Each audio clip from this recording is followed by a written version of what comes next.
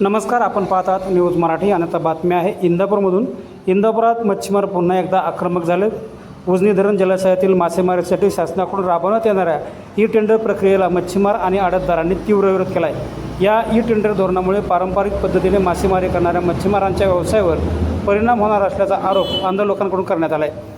दरम्यान शासनाने e tender प्रक्रिया खुली केल्याच्या निषेधार्थ इंदापुरात आंदोलनाचा इशारा देण्यात आला आहे। येत्या 31 ऑगस्ट रोजी हजारोंच्या संख्येने मच्छीमार उजनी जलाशयात जलसमाधी आंदोलन करणार असल्याचा इशारा यावेळी देण्यात आला आहे। या आंदोलनामुळे उजनी परिसरातील मच्छीमारांचा प्रश्न पुन्हा एकदा ऐरणीवर आला आहे। याबाबत मच्छीमार आडतदार विजय नगरे यांनी शासनाच्या धोरणावर तीव्र नाराजी व्यक्त केली। 3 दिवस मार्केट बंद ठेवलेली होती, परंतु काल त्या अनुषंगाने आम्ही राधाकृष्ण के पाटील साहेबांशी श्रीरामपूर या ठिकाणी तिथं भेट घेतली आणि त्यांना निवेदन सादर केलं आणि मच्छीमारांच्या व्यथा त्यांच्या पुढं मांडल्या।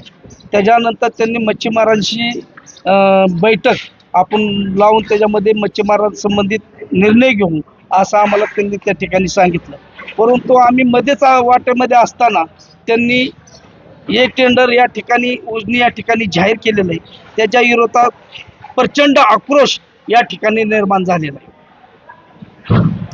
तर आम्ही आता हे जलसमाधी आंदोलन 31 तारखेला घेतलेलं आहे आणि त्याच्यामध्ये सर्व मच्छीमार असतील, सर्व आडतदार असतील आणि ह्या मत्स्य व्यवसायातील जेवढे घटक अवलंबून आहेत ह्या सर्वांच्या आमचा म्हणजे हा रोजीरोटीचा प्रश्न आहे।